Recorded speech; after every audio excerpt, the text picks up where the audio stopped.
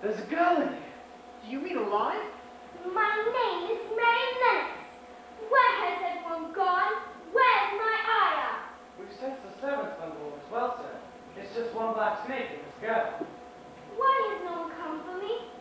I'm afraid there's no one left, miss. Bloody miracle she escaped the cholera. Though God knows how. She was drinking the same water they was. Where are my mother and father? I'm sorry, miss. Where should I take the girl, sir? Or does that burn anything that may be contaminated? To Governor's house for now. I believe she has an uncle somewhere. Yes, sir. You'll have to leave that picture here, miss. No, I will not. I'm taking it with me. It's your pretty mother, is it? No, it isn't. Yes, well, come along.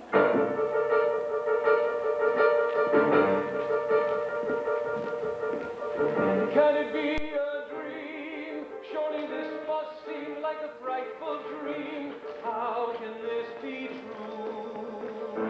Won't her mother come wake her up to play? Won't her father say, here's a rose for you? There's a girl that no one sees. There's a girl who's left alone. There's a heart that beats in silence for the life she's never known. For the life she's never known.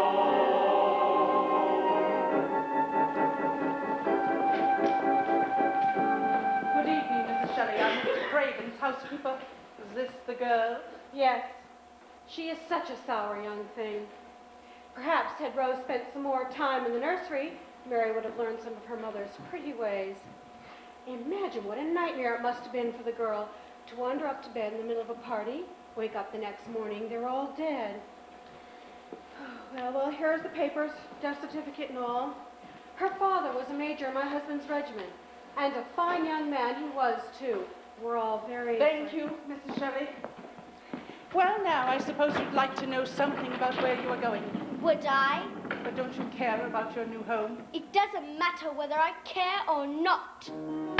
Now, in all my years, I've never seen a child sit so still or look so old. High on the hill sits a big old house with something wrong inside it. Spirits haunt the halls and make no effort now to hide it.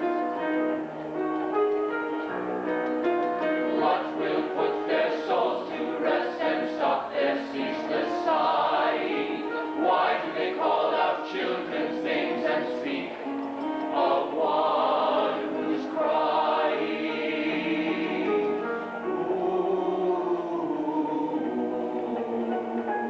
Well, you're right not to care. Why you're being brought to Misselthwaite, I'll never know. Your uncle isn't going to trouble himself about you. That's sure and certain. He never troubles himself about anyone.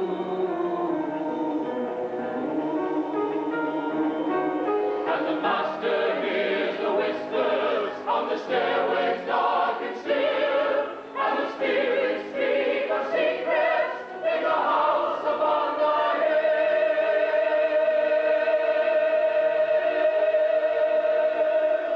hill. He's a hunchback, you see. And a sour young man he was, and got no good of all his money and big place till you were married. To my mother's sister. Her name was Lily. She was a sweet, pretty thing, and he'd have walked the world over to get her a blade of grass she wanted.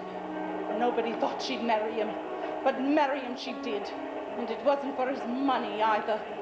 But then when she died, How did she die? it made him worse than ever. He travels most of the time now. It's his brother, Dr. Craven, who makes all the decisions these days. High on the hill sits a big old house with something wrong inside it. Someone died and someone's left alone and can't abide it. There in the house is a lonely man still haunted by her music, asking what life can be where lost remains but Is it always so ugly around here? It's the moor, miles and miles of wild land that nothing grows on but heather and gorse and broom, and nothing lives on but wild ponies and sheep. But what is that awful howling sound? It's the wind blowing through the bushes. They call it wuthering, that sound. But look there, that tiny light far across there. That'll be the gate, it will. And the master hears the whispers on the stairways dark and still, and the spirits speak of secrets in the house upon the hill.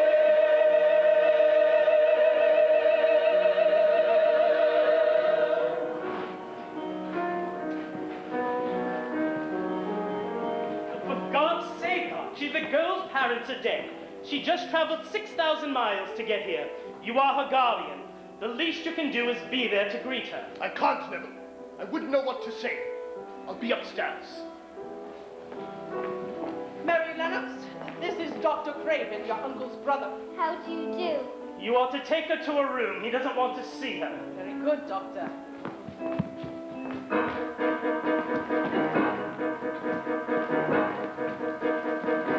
Can it be a dream? Surely it must seem like a frightful dream. No one here she knows. Shadows on the walls, dark and draughty halls, catch her if she falls. Still no fear she shows.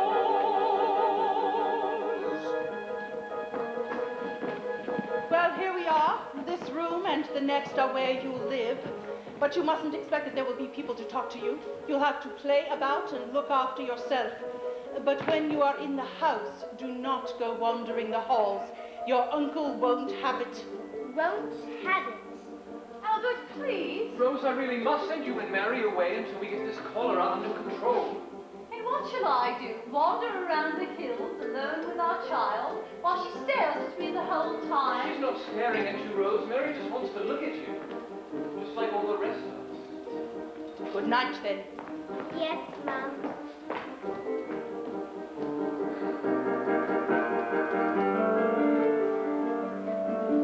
There's a girl who no one sees. There's a girl who's left alone. There's a heart that beats in silence for the life she's never known.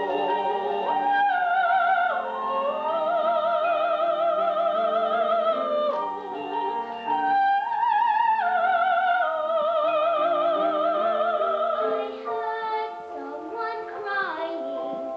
Who though could it be? Maybe it was Mother calling out, "Come see."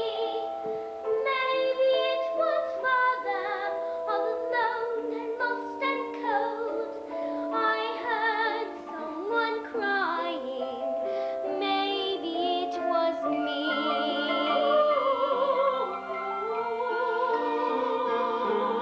I heard someone singing. Who though could it be?